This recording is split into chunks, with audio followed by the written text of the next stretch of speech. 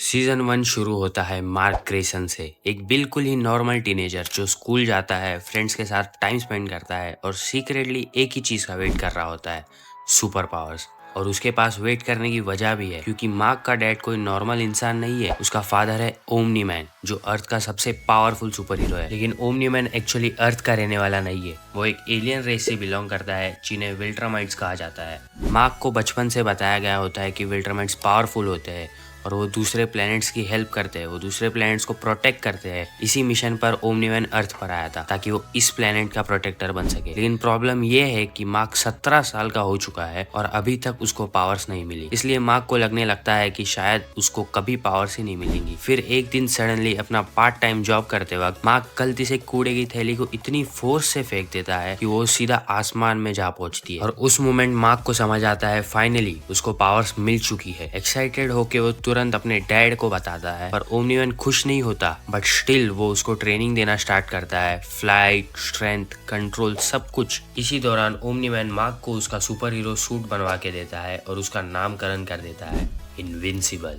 नाम थोड़ा कॉन्फिडेंट है, पर अभी मार्क का काफी कुछ सीखना बचा है। इसी बीच अर्थ पर एक और चीज चल रही होती है, दुनिया की सबसे powerful super hero team, guardians of the globe. ये टीम बेसिकली इस दुनिया की सस्ती जस्टिस लीग है। Suddenly guardians of the globe को एक इमरजेंसी सिग्नल रिसीव होता है। सब सुपर हीरोज एक एक करके अपने हेडक्वार्टर्स पहुंचते हैं और आके देखते हैं कि उनमें से किसी ने ये सिग्नल नहीं दिया। तभी अचानक बिना कोई वार्निंग दिए ओमनी मैन सडनली उन सब पर अटैक कर देता है और ये फाइट काफी ब्रूटल होती है। गार्डियंस भी काफी पावरफुल होते हैं और वो ओमनी मैन को सीरियसली इंजर कर देते हैं। लेकिन एंड में ओमनी मैन एक एक करके सबको मार देता है। फाइट के बाद हेडक्वार्टर्स में सिर्फ डेड बॉडीज रह जाती है और ओमनी मैन खुद भी हेविली इंजर्ड होकर गिर जाता है। ये सीन इतना शॉकिंग होता है कि शो का टोन वहीं से चेंज हो जाता है। नेक्स्ट डे इस इंसिडेंट की इन्वेस्टिगेशन स्टार्ट होती है एक सीक्रेट ऑर्गेनाइजेशन के थ्रू, जिसे ग्लोबल डिफेंस एजेंसी कहा जाता है। इस एजेंसी को लीड करता है सीसल स्टेडमैन। सीसल को कुछ चीजें सस्पिशियस लगती है, लेकिन अभी तक किसी को पता नहीं होता कि एक्चुअल किलर कौन है। इसी बीच मार्क अपनी सुपर हीरो लाइफ कंटिन्यू करता है। वो छोटे मोटे विलन्स को रोकता है, सिटी को हेल्प करता है और स्लोली एक्सपीरियंस गेन करता है। और अचानक एक दिन फ्लैक्सन्स नामक एलियन स्पीशीज अर्थ पर अटैक कर देती है। ये एलियंस एक अलग डिमेंशन से आते हैं, जहाँ टाइम बहुत फास्ट मूव करता है। पहली फाइट में मार्क काफी स्ट्रगल करता है, उसके सामने सिविलियंस मर जाते हैं और उसको समझ आ जाता है कि सुपर हीरो बनना इतना ग्लैमरस नहीं है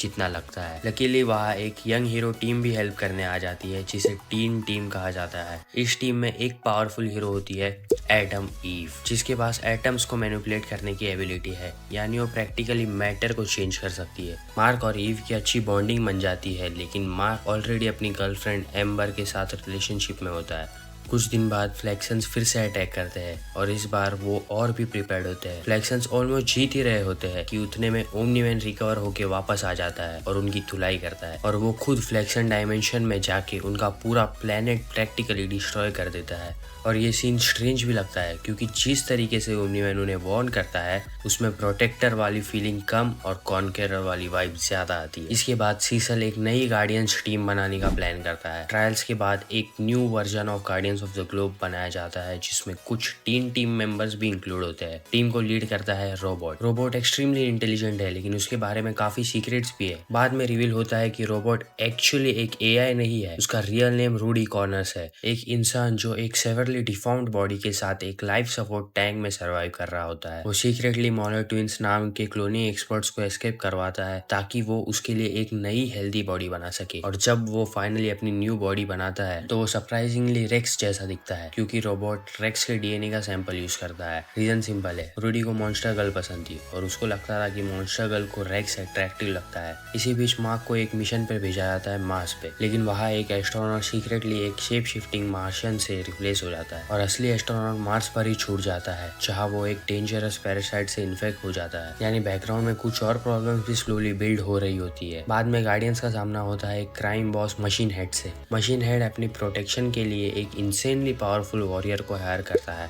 बैटल बीस्ट। और जब मार्क और गार्डियंस उसे फाइट करते हैं तो बैटल बीस्ट उन सबको ऑलमोस्ट डिस्ट्रॉय कर देता है। मार्क इतना बैडली इंजर्ड हो जाता है कि उसको हॉस्पिटल में वीक्स तक रिकवर करना पड़ता है। ये मोमेंट मार्क के लिए एक ह्यूज रियलिटी चेक होता है। इस सब के दौरान सीसल और मार्क की मॉम डेबी को फाइनली एक शॉकिंग ट्रूथ का पता चल जाता है। एविडेंस क्लियरली शो करते हैं कि गार्डियंस ऑफ द ग्लोब को किसी और ने नहीं, ओमनी मैन ने ही मारा था। सीसल ओमनी मैन को रोकने की कोशिश करता है, साइबॉग सोल्जर्स, काइजू मॉन्स्टर सब यूज करता है, लेकिन ओमनी मैन उन सबको इजीली डिफीट करता है। इसी केओस के बीच एक और गार्डियन इमॉर्टल वापस रिवाइव होकर ओमनी मैन पर अटैक करता है, लेकिन ओमनी मैन उसको फिर से ब्रूटली मार देता है। और यही मूवमेंट मार्क देख लेता है। मार्क कंफ्यूज हो जाता है, उसको लगता है कि शायद कोई उसके डैड को कंट्रोल कर रहा है, लेकिन फिर ओमनी मैन खुद उसको सब सच बताता है। विल्ट्रामाइट्स एक्चुअली गैलेक्सी को कॉन्क्योर करते हैं और ओमनी मैन को अर्थ पर भेजा गया था ताकि वो इस प्लेनेट का ट्रस्ट जीत सके और फ्यूचर इन्वेजन के लिए अर्थ को वीकन कर सके। गार्डियंस ऑफ द ग्लोब को इसलिए मारा गया क्योंकि वो अर्थ की बिगेस्ट डिफेंस थे।